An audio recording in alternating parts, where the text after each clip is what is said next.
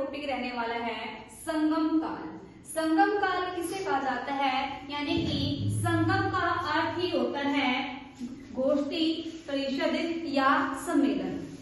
तमिल कवियों की बैठक या संगोष्ठी जो जिसको राजकीय संरक्षण प्राप्त होता था उसको हमने संगम कहा।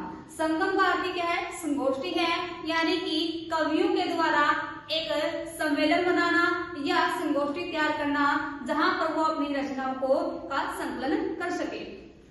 इसमें संगम के आयोजन में तमिल विद्वान तथा कवि एकत्रित होते थे और प्रत्येक कवि व लेखक अपनी रचनाओं को संगम के सामने प्रस्तुत करता था और जब वो संगम की स्वीकृति के बाद ही उस रचना को प्रकाशित किया जाता था। बिना संगम की स्वीकृति के तमिल साहित्य की किसी भी रचना का प्रकाशन नहीं होता था।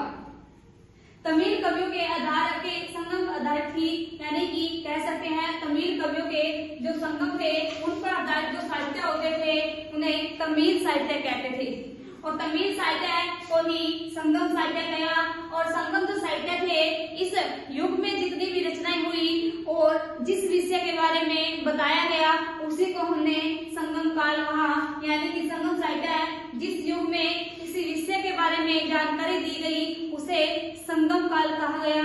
यानी कि संगम काल के संगम साहित्य में जिस युग के बारे में और जिस विषय के बारे में बताया गया उसे ही हम संगम काल कहते हैं। संगम काल की बात करें, पांड्य शासकों के संरक्षण में 3 संगमों का आयोजन हुआ। प्रथम जो संगम था इसका आयोजन मदुरई में हुआ। जो मदुरई थी ये पांड्यों की राजधानी थी, जिसकी अध्यक्षता की थी अगस्त्य ऋषि ने और इसमें कुल सदस्य 549 ये संस्थावी या अकादमिक सदस्य थे। जो लेखक 4499 लेखक थे उनको स्वीकृति देने का काम 549 सदस्यों के द्वारा किया जाता था।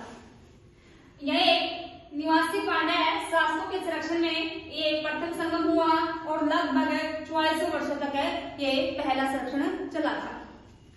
यदि हम बात करें प्रथम जो संगम था इसमें संकलित ग्रंथ कौन कौन से थे, पहला था अक्तयम, परिपादल, मधुगारे, मधुकुरुकु और कलारी अवारे। इनमें से किसी भी ग्रंथ का अभी प्रमाण नहीं है, यानी कि आज वर्तमान में इनमें से किसी भी ग्रंथ कोई भी ग्रंथ हमारे पास नहीं है। नेक्स्ट है द्वितीय संगम। इसका आयोजन कपाटपुरम अलेवाई में हुआ और इसकी अध्यक्षता में हुआ अगस्त्य ऋषि के काल में ही या इसकी अध्यक्षता में हुआ और इसलिए अगस्त्य ऋषि के इस काल को कहते हैं वैदिक या साहित्य का स्वर्ण काल। यहाँ पर 3700 लेखकों ने भाग लिया, यानी कि और ये 59 पांड्य शासकों के संरक्षण में हुआ और इसमें अकादमिक सदस्य थे 49 सदस्यों के द्वारा सेकंड जो संगम था इसमें 3700 लेखकों के द्वारा जो रचनाएं प्रकाशित की गई उनका इन्होंने क्या किया, एक स्वीकृति दी थी। कितने, यानी क्वेश्चन आ सकता है कितने लेखकों को स्वीकृति दी थी, 3700, जबकि पहले में कितने को दी थी, 4499 को। ये 3700 वर्षों तक चला और इसके प्रमुख संकलित ग्रंथ कौन कौन से हैं, अक्तियम जो अगस्त्यकृत कहा जाता है इसको, तोल्कापियम ये इसके जो लेखक थे तोल्कापिया थे और तमिल साहित्य का सबसे प्राचीन व्याकरण ग्रंथ था तोल्कापियम। मापु पुराणम, ईसे नुरुकम, भूत पुराणम, केली, कुरुकु, वेदाली और व्याहरमल्य ये सारे के सारे तमिल ग्रंथ थे, लेकिन वर्तमान में सिर्फ हमें तोल्कापियम ही मिलता है, अन्य किसी भी ग्रंथ के साथ नहीं मिलते। तीसरा है तृतीय संगम। इसका आयोजन मदुरई में हुआ, कहाँ पर है, वर्तमान कर्नाटक में।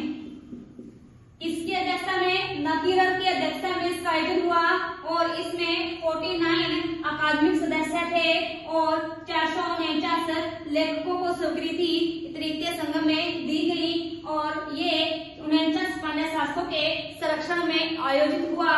इसमें हिंदू, बौद्ध और जैन तीनों धर्मों के लोगों ने भाग लिया। क्वेश्चन आएगा कि तीनों धर्मों के लोगों के द्वारा भाग लिया गया संगम कौन सा है, तो आप लिखोगे तृतीय संगम। इसमें संकलित ग्रंथ थे पदिपुत्र, परिपादल, वरी से और इसमें वाले व्यक्ति थे प्रमुख उदय, जो कि पांड्य शासक था। शीतनाथ कपिलर काफी अच्छे लेखक थे और परनर ये प्रमुख व्यक्ति थे इसमें।